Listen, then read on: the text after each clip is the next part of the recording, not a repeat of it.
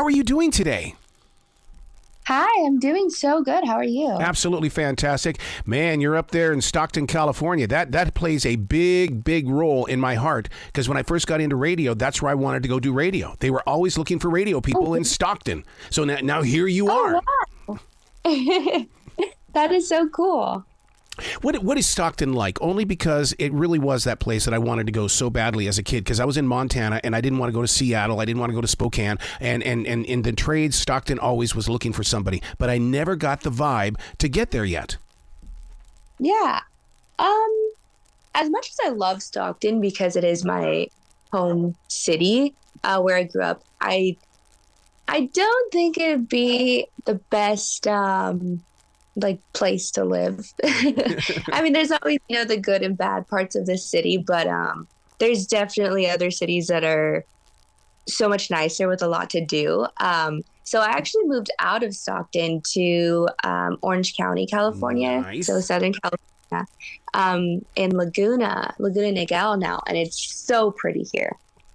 That whole entire California scene is, and if people have never been to California, it's like each section of that state has its own personality. So when you go down into Orange County, I mean, all of a sudden, it's like you can be as quacky as you want, but you're accepted. Yes. Yeah, it definitely is like that. But yeah, I definitely would choose Orange County over Stockton any day. It's so beautiful here. And Stockton is also known for having really, really good food, which is true. So the food is definitely better there than it is here, I would say. Wow. But yeah. Wow. We have something in common, and I wish more people would talk about it. The songs we sang with our mothers while we were growing up. The song that my mother sang with me was a Cheap Trick song, Ain't That a Shame? And you got to sing an Alicia Keys song with your mom. Yes, yeah. We are huge fans of Alicia Keys. My mom, that was always her idol, and then it also became my idol. So she would always sing Fallen by Alicia Keys every single day, and she played the keyboard as well. So that's what I grew up listening to, and I think that's what also sparked that music interest in me at such a young age, was listening to my mom. What do you think drew you to Alicia Keys? Because I see her as being somebody of total calm. She knows where her calm is, and it flows through her vocals. Yeah, I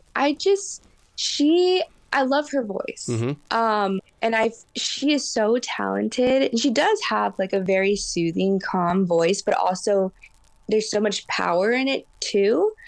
And I've always loved, her writing, just everything about her. I always wanted to be able to play the piano like her. Like, I just feel like she does it so effortlessly. And she still continues to do that. So, yeah, I don't know. There's just something about her music and her voice that really, really, just influenced me and my mom a lot. Oh my God. And her speaking voice, because she is not afraid to let that Southern come out of her.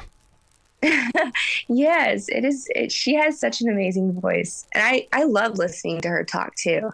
It's very soothing. Do you find yourself in a way that because you are a singer, that it also affects the way that you speak? Because I believe people speak out of tune. And listening to you today, you are so perfectly in tune with your vocals. Really? Yeah. Oh, yeah. I've actually never thought about that. Well, you're aware of how you're putting the words out there, so it's almost like doing spoken poetry. Yeah. Oh, well, thank you. I've always felt like I've been so bad at speaking. So I mean, that's a great compliment to hear this morning. When being as creative as you are, we all face that wall of burnout. How did you get through that storm? Because there's a lot of people that will say, "Oh, I've got writer's block." Really, there's no such thing as writer's block. You may have burnout, or you think what you're doing you suck, but that's okay. Just learn how to do it really good. Yeah, it was really challenging.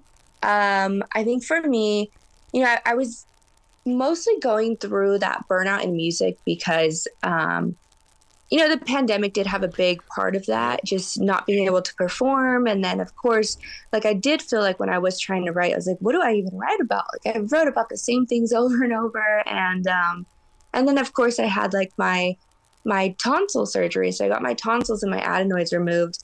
And after that, I had to fully retrain my voice. Yep. And it was just something that got me down for so long, because I'm not a super patient person. So I was like, I want to sing. I want to do a cover so bad, and I can't. And I just felt like it was my time to give up music for, not forever, but for a while. And there was just something, like, I had my family, of course, who was telling me, like, never give up. Don't ever give up, no matter what happens. Just keep trying. It'll happen for you. So they are big. They're big on making sure that I never give up on my music. Yeah. And then I got this amazing opportunity with The Voice. And that kind of just came to me too. It was more of like I think a scout found me. And they told me, we want you to try to be on the show. And I was like, no, I don't think I'm ready for that. But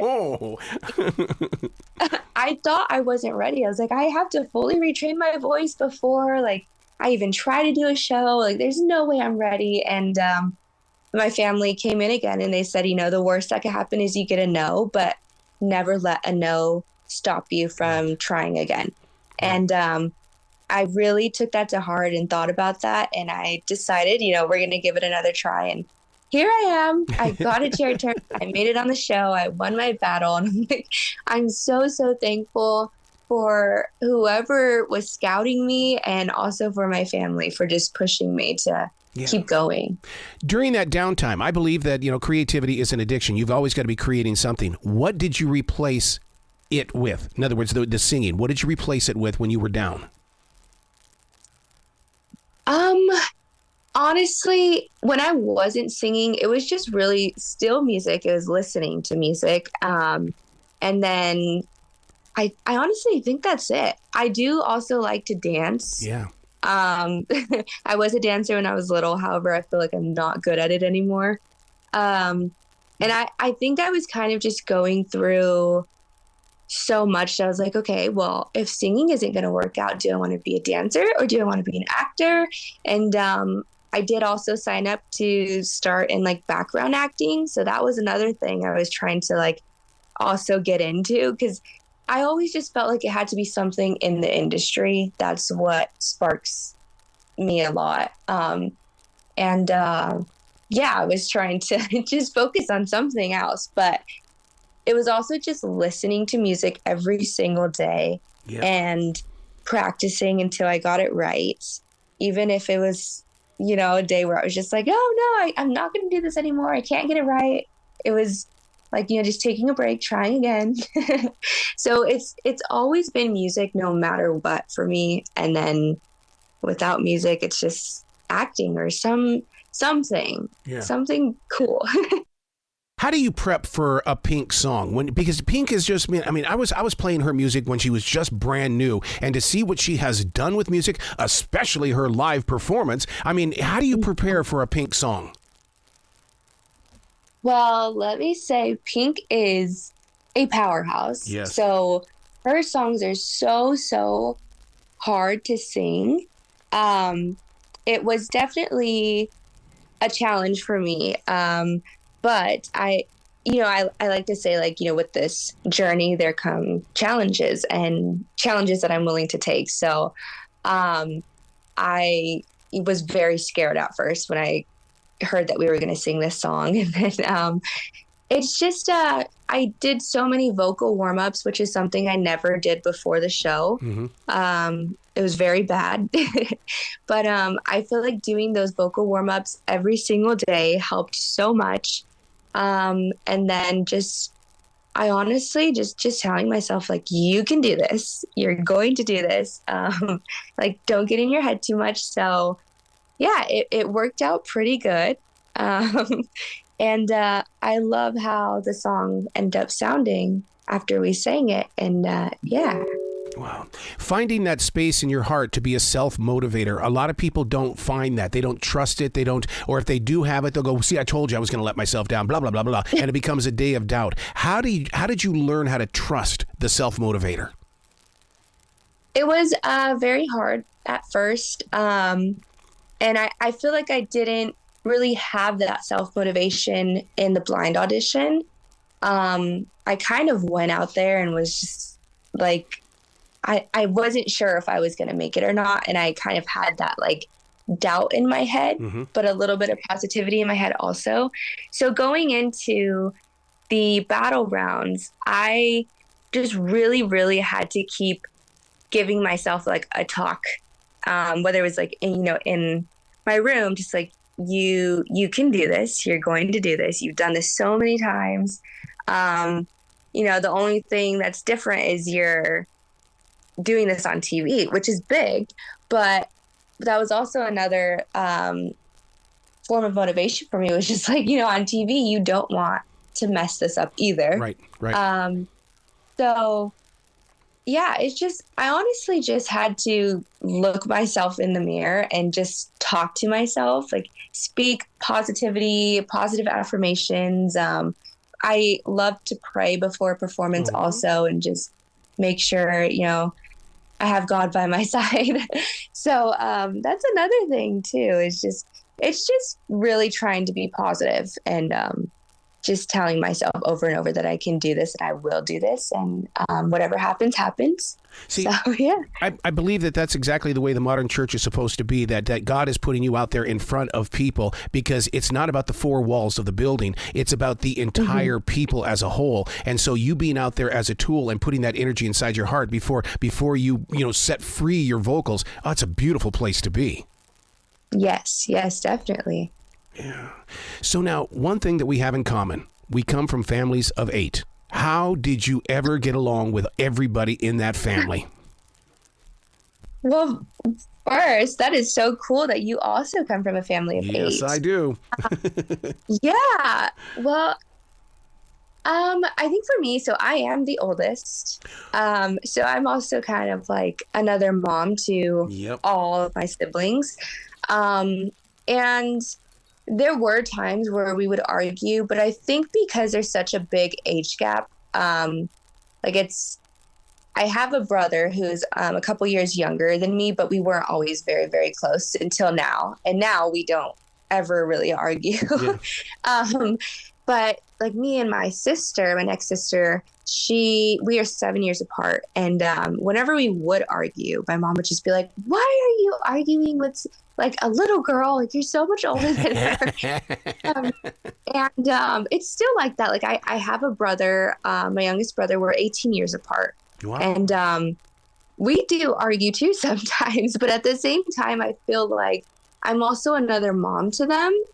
And so they do look up to me as their second mom, and they have referred to me as their second mom too, which is so sweet. So we didn't always argue. There were little moments where, I would tell them to do something and they would just like roll their eyes at me or be like, kind of give me that thing like, "Well, you're not my mom," but then say like, "You are like my mom." So it would be a little confusing sometimes, but I love having so many siblings. It's it could be a lot at times, like especially during Christmas, but I wouldn't change it for the world. And I love them so much, and they all look up to me a lot, just as a role model also, which is so cool. Yeah. The one thing you missed out on, though, the hand-me-down. We all got the hand-me-downs. Yeah, my sisters still get the hand-me-downs from me right now. Yeah. I mean, I think I got a lot of the stuff that wasn't in style. Like as a kid, I look back at pictures and I'm like, "Oh my gosh, Mom, why would you dress me in that?" But I feel like that's a lot of people. And now my sisters are, they're wearing the same things that are in style nowadays because they're getting older. Yep. So they'll wear stuff that I wear, and I'm just like, you guys are so lucky you're not in anything right now that's like so outdated or doesn't look good on you. So were you pretty much like our family? We had one bathroom, and we had to have, I mean, when it came time to getting ready for school, I mean, it was like, oh my God, it was like traffic jam. Oh yeah. Yeah. I mean, we had I think 3 bathrooms Lucky in you. our first house that we were in. But there was always just that one main bathroom, that like the middle bathroom in the hallway that all the kids would share. So there have definitely been times where I was like, oh my gosh, are you done taking a shower? Like, I need to go in there. Or, somebody was always waiting for something, because, my mom's bathroom, like, she would be using that to get ready too. And then it's a lot. It is a lot. I know we started talking about today about radio and how I wanted to go to Stockton, but one of the things I really wanted to give you a compliment on is the fact that you allowed local radio where you are to help support your gift and get it out there. And that is so beautiful, because that connection between the musician, the local musician, as well as local radio, you don't see much of that anymore. Yeah. Yeah. I love our Stockton radio station so much. They've always been a huge support of mine.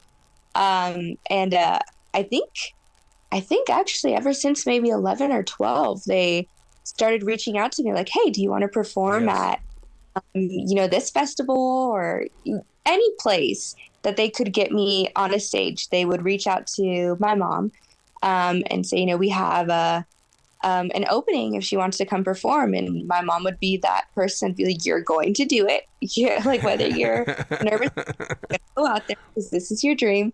And so they put me on many stages throughout the 209 area over there.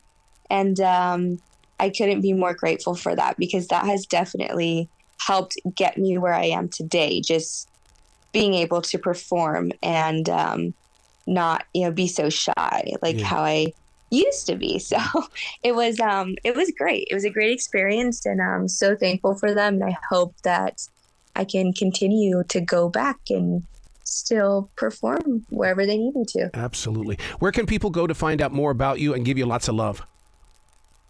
I would say definitely on Instagram. That is where I am most active. It's at Zeya Ray Music, and Zeya Zeya. I definitely try to respond more on there to people, and that's where I see a lot of the comments too. And then just also Facebook, Zeya Ray Music as well, and then TikTok. Yeah. So, Wow. All the social media platforms. Well, you've got to come back to this show anytime in the future. The door is always going to be open for you, Zeya. Thank you so much. It was so nice to talk to you today. Well, you be brilliant today, okay? Thank you. You too. I hope you have an amazing day. Same to you. Same to you. Thank you.